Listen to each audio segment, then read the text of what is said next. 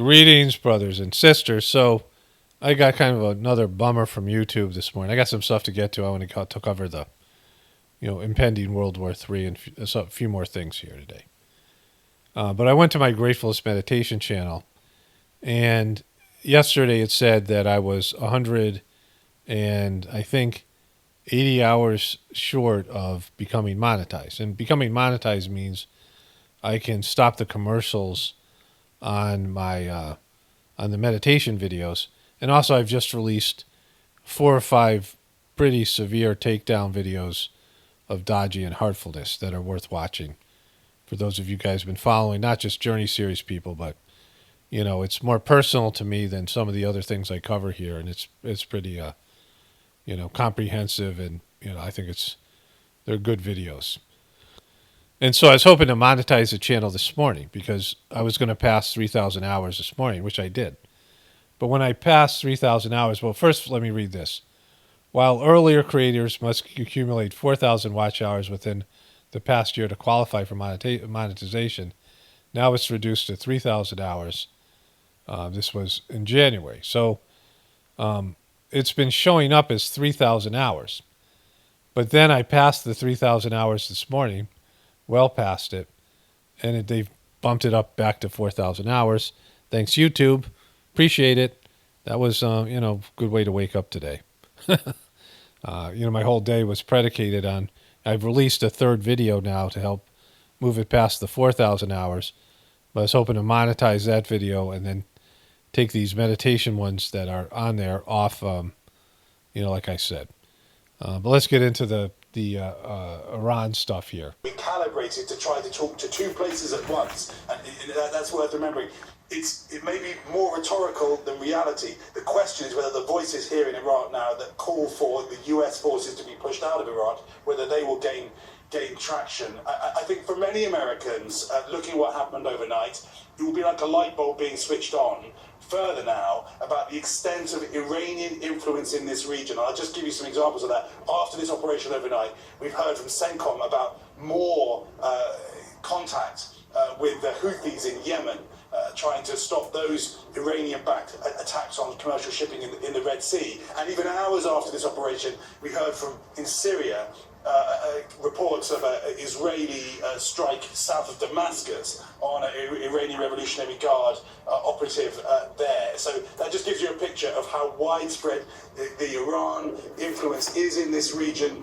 And that is a problem and a question that the US really hasn't addressed with this operation overnight. There are more stages, but I suspect this is still a limited operation despite its size. NBC's Keir Simmons for us in Iraq here. Thank you. Okay, so this is Iran. This is Iraq. This is Syria. This is Libya down here, Egypt and Libya. And here's Israel, small country here, Saudi Arabia, right? And America is all the way over here, right? These people are here. Here's America. Here are these countries. Iran and Iraq here that are bordering each other, right? And he's like, Americans are shocked by the amount of presence of Iran, the meddling of Iran in Iraq. But America went in and took down the leader here. And not that the leadership in Iraq and Iran not that Saddam Hussein got along with Iran, but America's been meddling in this area because there's oil there. And we need oil for our system, right? And because of the oil, America has invaded and taken down in one way or another, manipulated the outcomes of elections. We've taken down regimes. In 1968, I believe, this guy Mossadegh, who was a democratically elected moderate leader in Iran, was forced out by the CIA, which CIA has admitted to 60 years later, and that caused disastrous effects in the region. In fact, all these people in this region have suffered because of America in one way or another. We've taken down the government here in Libya. They're in chaos. We manipulated outcomes in Egypt. We did stuff in Jordan very recently. We tried to take over Syria, do regime changes in Syria. And again, not that these leaders are good people or good for the people, but what would happen afterwards is always worse, right? We can take down a tyrant. Saddam Hussein sucked. We took down Saddam Hussein, and things got worse there. Iraq is a mess. So many years later, we took down the leader in Iran. Iran's a mess, right? Look at what's happening to the Palestinian people. So all these people around the world, in this region and other places in the world, where America has meddled and take down countries, right? There's a video out there how CIA kills countries. This guy John Perkins, he called himself an economic hitman, and sometimes they just use economic pressure. He said that they have 3 stages: economic pressure. They send in the jackals, who are like assassins and things like that, and then after that they send in troops, right? But either way, they get these regimes taken down. The CIA manipulates elections, whatever it might be. But America has been meddling all over the globe. We're the evil empire, right? And I'm not going to pretend I haven't benefited from that, because I have, and you have as well. We've all benefited, at least on the material level. Our lifestyle is kept going by our government and the CIA meddling in these countries. So I'm not going to be like, oh, these people are horrible, and then, dismiss my participation, because I've participated by enjoying my American life, right? Like, I don't want to know about this, like most people don't want to know about it. But without them doing things like this, manipulating the region, our lifestyle isn't the same, right? We don't have the same lifestyle. And so, we're all a part of it, right? Afghanistan, too. These countries are wrecked. Afghanistan is worse off than before America went in there and did regime change. Right now, the Taliban are more emboldened and more empowered. And so we've wrecked these regions, these countries all around here. We've influenced in a negative way.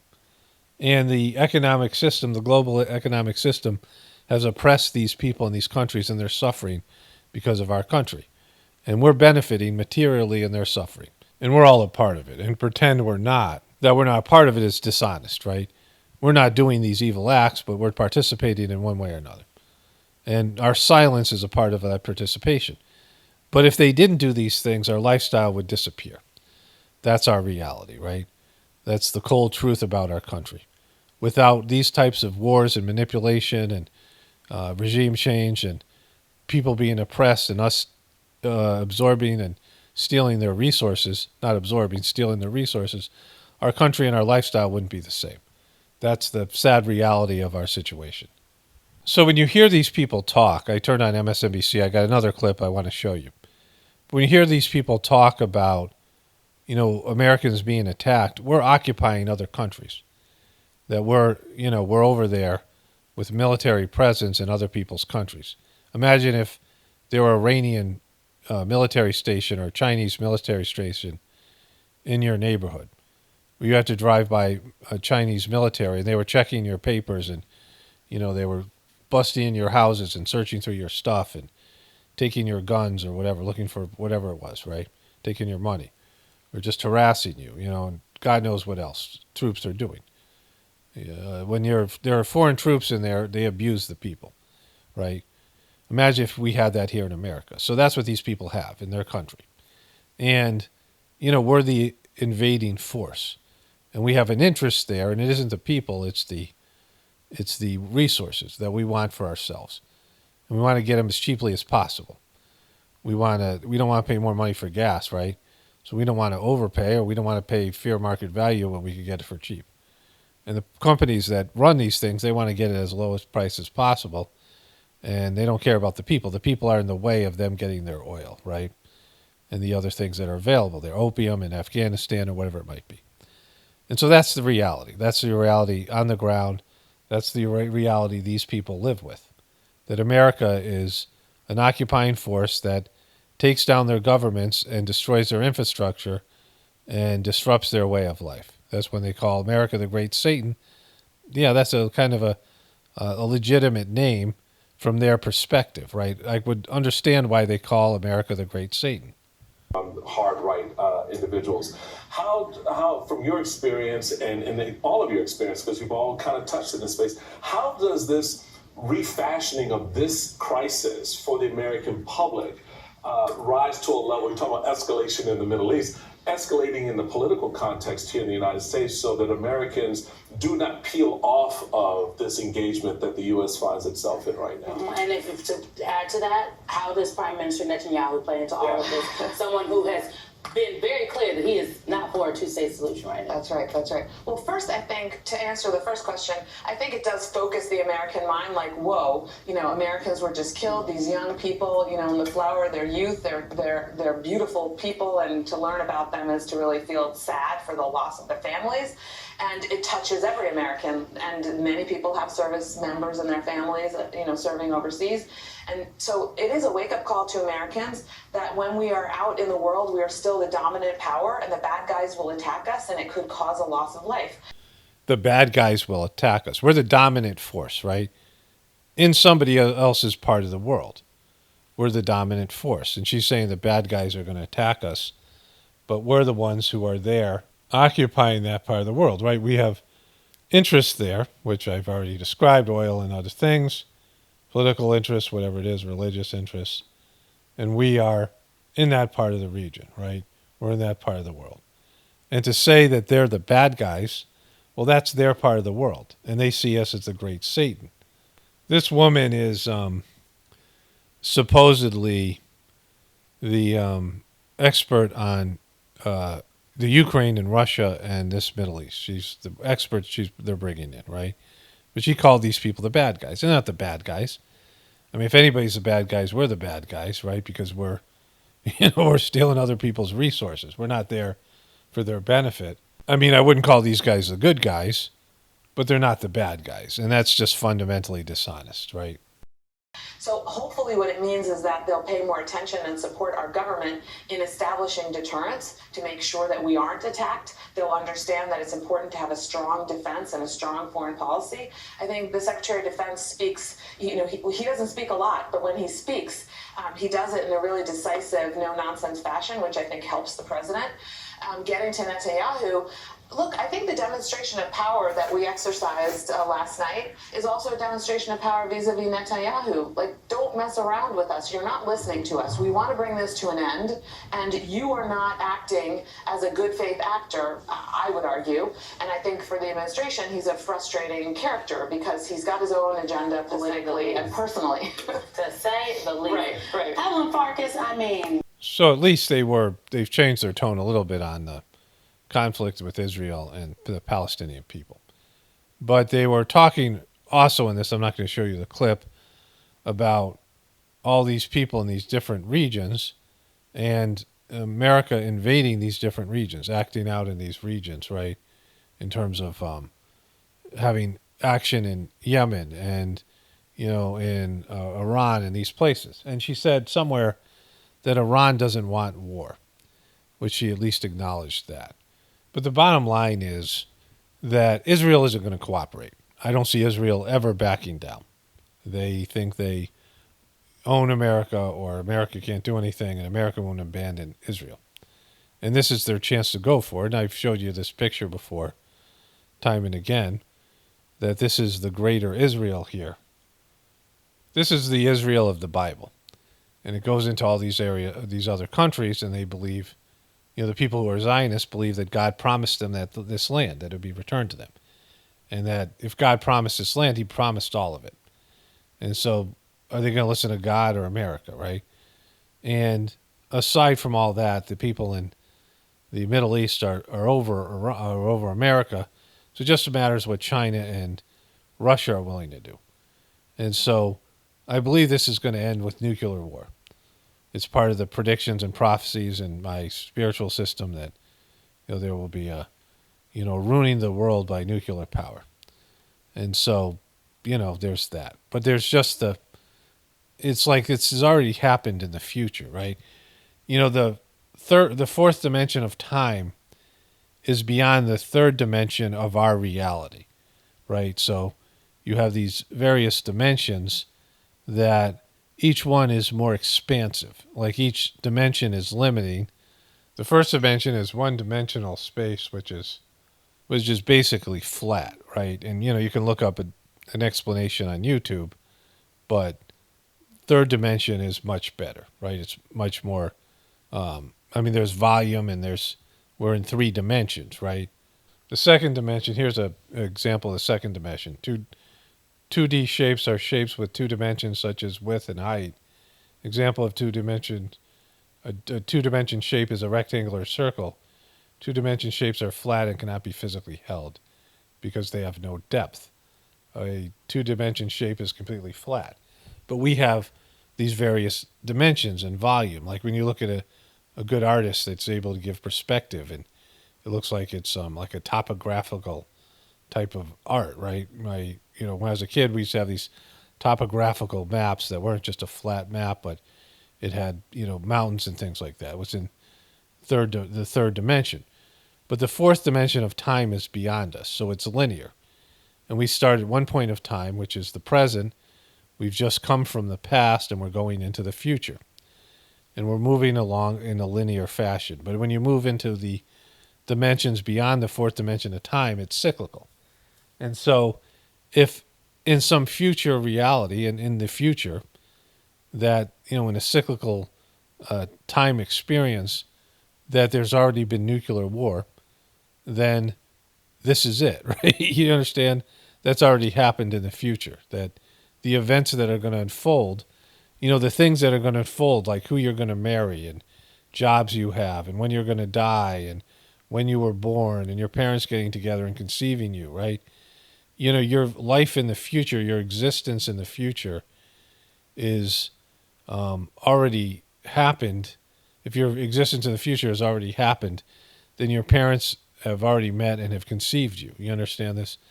And so if you exist in the future, then that future demands that your parents have some sort of sexual interaction so that you will be born, right? They're meeting, they're falling in love, whatever their story is a part of your being born, right? And so if you think about time that way, then either World War III has happened or it hasn't in the future. It's already going to happen. And so if it is happened in the future, these are the events that are leading to it, and there's nothing anybody can do about it, right? And I believe that to be the case. Okay, enough about World War III. Just looking at this guy, now Trump isn't great. Now Trump is obviously old, and he's deteriorating mentally, and he's made a lot of bonehead decisions, and his presidency is an abomination. I mean, he just sucks. And yet, he isn't this far gone, right? First of all, thank you.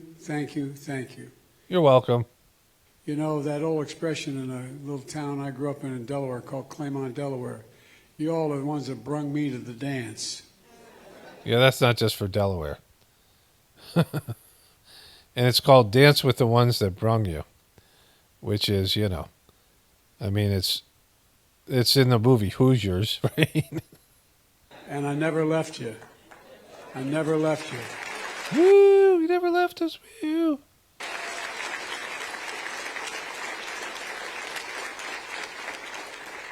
To me, it's a basic thing, and I mean this sincerely. Yeah, he does. He's not lying now. Usually he's lying. Wall Street didn't build the middle class. Labor built the middle class. Yeah, exactly. Labor. And the middle class built the country. Yeah, it built the country. Woo. Really? And when labor does well, everybody does well. No, I'm not. He's not being salacious. I'm not just saying it. He's not just saying it. I've heard him say this over and over again. He says this every time he goes and meets with union workers or whatever. Same old spiel. I know I'm the most pro-union, anyway. I won't go into all that. But the single biggest reason why... It breaks here for a second. He won't go into all that. The single biggest reason why the economy is growing. Because you are the best workers in the world. That's not hyperbole. No, you really are. You really are. I say it every time, and it means it. You really are. And when labor does well, everybody does better. And folks, look, we now have, in large part because of you and organized labor, the strongest economy in the whole damn world. The whole damn world, we did it. Woo! We do. We do. We have it. Don't pay any attention to that man behind the curtain and the inflation that's about to expand beyond your ability to support your family. We do. In the whole world. Inflation's coming down. Jobs are growing. We created 800,000 manufacturing jobs. Remember they told us we were dead, manufacturing's dead in America? China was going to eat our lunch? Well, guess what, man? We don't taste that good.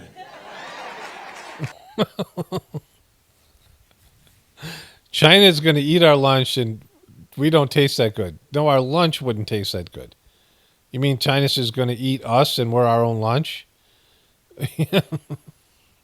That's wonderful. A wonderful gaffe here. We were dead, manufacturing's dead in America? China was going to eat our lunch? Well, guess what, man? We don't taste that good. So look, folks, I really mean it. We really mean that? We don't taste good?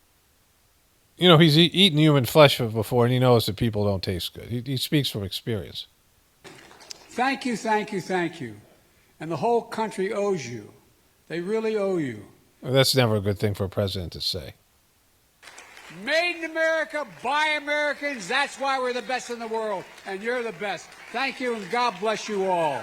Woo! Thank you, thank you, thank you. Woo! And when you don't say America owes you, because that creates problems, especially when you're the president. Days of Darkness, this is the U.S. News. Days of Darkness, how one woman escaped the conspiracy theory trap that it has ensnared millions.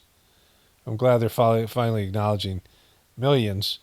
It's Ramona, in air quotes. At first, his story seemed harmless, tales about secret organizations planning to take over the world, about the good guys working to save it, and about the proof that if you knew where to look was hiding in plain sight. To Ramona, her boyfriend, Don's tales of conspiracy theories sounded like a movie. A lot of it didn't make sense, but Ramona would nod along anyway. Don enjoyed telling his stories and showing off what he read online. He always knew the answer. The pair met while still in high school. They worked at the same fast food place in Ramona's hometown in western Tennessee. And they started working a few years later. Tennessee! They started working a few years later. Don was a big guy, good with engines, somebody who could fix anything. Ramona has always wanted to be a teacher and was enrolled at a nearby college. Sometimes she struggles with anxiety, but with Don, she feels safe. The couple moved in together as COVID-19 swept the globe. To Don, the pandemic and the global response to it were filled with clues, pointing to some kind of conspiracy orchestrated by American leaders and the media. Maybe the virus was accidentally leaked from a lab. Maybe it was a bioweapon. Don also suspected the lockdowns had nefarious purpose, and he believed the bloops were unsafe, perhaps designed to kill. This guy is crazy. Where's he getting these stuff? Don's wild stories had seemed innocent and even silly before, but in the midst of the coronavirus pandemic, they suddenly seemed plausible. At a scary time, when questions about the virus outnumbered answers, the conspiracy theories filled in some of the blanks. I have a lot of fear about what I can't control, Ramona, now 23, said, of her vulnerable mindset as COVID-19 spread. Ramona agreed to tell her story to the Associated Press after she detailed experiences on a forum for recovering conspiracy theorists. The AP is not fully identifying Ramona or her boyfriend to protect her privacy and safety. The stuff he was telling me, it made me feel at least we understood. We had an explanation for what was going on. I didn't realize what I was getting into. This alternative reality, nourished by conspiracy theories, would transform Ramona's life, sending her down a dark path of paranoia and loneliness that upended her life and spun dreams of the future into turmoil, convinced her that the New World Order was already underway. She fell into a trap that was ensnared millions of Americans and even at times hijacked the nation's politics. What is this New World Order that you speak of? Isolated from friends and family, distrustful of explanations offered by officials and the media, Ramona and Don began to prepare. The military might tried to put Americans like them in concentration camps run by FEMA. They had to be ready to flee. The couple began stockpiling food and supplies. Don started a go bag containing survival gear. He used their modest savings to buy a rifle, a handgun, and ammunition. One cold day in January 2021, Don read about a power outage in the Vatican City on one of his conspiracy theory website. The couple discussed what it might mean. Perhaps the Pope had been secretly arrested, but for his role in the conspiracy to control the world. Or maybe the bad guys had knocked out the power so they could smuggle child victims in or out of the Vatican. Either way, the outage meant something big was happening. There are no coincidences, just clues to be deciphered.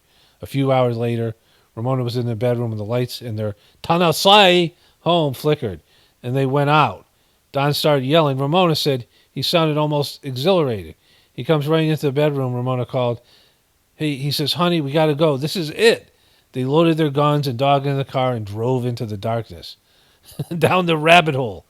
The APA spoke more than a dozen of people whose lives were disrupted by conspiracy theories, either because they believed them or because a close loved one did. Kind of goes on for a while here, but you get the gist. It's an excellent article. It's just so insightful. It just cracks the code.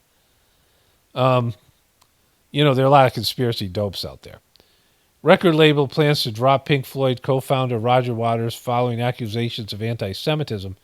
Roger Waters is one of the people who has been pro-Palestinian, and he has been, eviscerated in the media for it. And then finally, I think I got another. U.S. drops 125 bombs on 85 targets linked to Iran's Revolutionary Guard and devastating airstrike on Iraq and Syria. Of course, I reported on this earlier. Biden warns retaliation for drone attack that killed 3 soldiers will continue after long-range bombers and drones hit Middle East. 125 bombs on 85 targets means they've killed civilians, right? 3 Americans died. Okay, I couldn't find where it said the amount of casualties, but it's going to be in the hundreds, right? It's going to be a lot more than 3 people. And again, America's the occupying force. Just a few more things to get to, funny things here. My viewer sent me. I know a lot of you hating motherfuckers want me to fail, but guess what? It ain't happening. You know why? Because I got a motherfucking microwave on my head.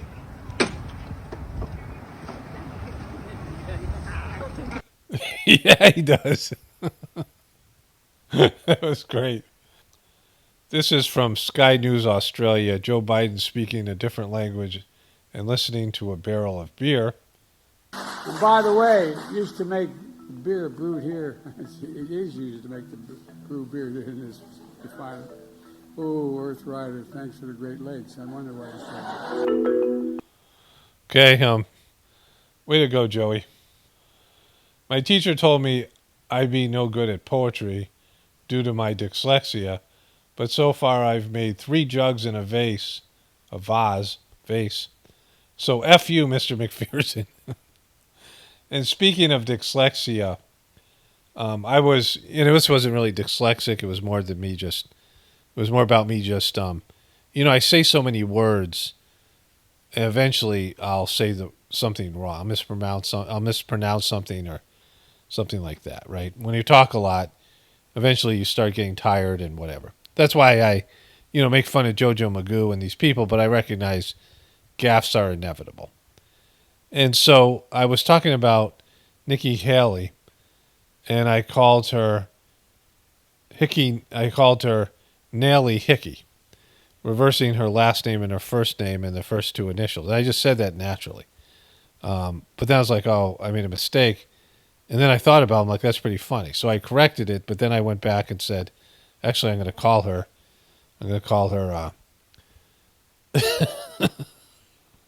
Nailly Hikki. Her name is Nailly Hikki from now on. Nailly Hikki trolls Donald Trump with perfect dress-up costume. This is, the Huffington Post is trying to say these things here. Democrats are ecstatic about the prospect of running against Trump. They couldn't dream up a worse general election candidate if they tried. between his legal drama, his terrible poll numbers, his confusion, Trump will hand the Democrats a big victory. Where's the dress-up part? Nailly Hikki. I mean, did I get the title wrong here? This is it here. It's adult-sized costume. $50 million in legal fees, terrible poll number, social media rants, temper tantrums, not included private jet and Diet Coke. Nailly Hikki, this is, I guess, some good trolling on your part, but you're already lost, right? Like, you have no chance of winning. Come on, Nailly Hikki. But anyways, okay, so I just want to point out, for those of you who haven't seen it, on my other channel, Wendy Williams is always crazy. Alyssa Mana, who'd he say it isn't so? And I talk about people getting macaqued by macaqued monkeys. You got macaqued about this whole. And, I forget about things that I say. And I said something, I made a joke about Madonna, Madam Expiration Date, and the macaque monkeys. And I had, so many comments where people repeated it because they found it hilarious, right? Sometimes the jokes play, sometimes they don't. Sometimes some people get it, sometimes other people don't think it's funny. But if you haven't seen that video on my other channel, Pock Laughs Now, there's lots of laughs in that one. And I forgot about it until this morning when I started reading the comments. The other thing I want to say is the problem that people have is they associate with their military and their country's military and their country allies' military, whatever it is, but mostly their country's military. And they don't associate with civilians. And so when you hear what our army's doing, you're rooting for our army like you're rooting for your home team, like your team teams that you root for. And it's the wrong way to look at it because we should be rooting for the civilians because we're the civilians, right? It isn't our army and us against the world. It's armies around the world versus civilians, right? I mean, sometimes it's about other armies, but usually what happens is the civilians end up taking the brunt of the casualties. And so you always have to be worried about civilians because you're a civilian. And whatever they're doing to civilians in one country can happen to you. And you might say, well, our country's, better or our people are better or whatever it is. But, the way they treat civilians in one country is the way that they'll eventually treat civilians in your country. And that's something to be aware of, right? And so when there's civilian casualties, it's like, it's who we should be identifying with because that's us, right? We're the civilians. We're for the most case, hopeless, helpless civilians in many cases that don't have a way out and are subjugated by their governments, and the governments can do with you what they will. And they can legally kill you, and, there's all those things, right? You think you have rights, but, that's until you don't, right? Only spirituality will save this world. It's Paul Romano, definitely point for the apocalypse and the ascension. Everyone have a blessed day and be grateful.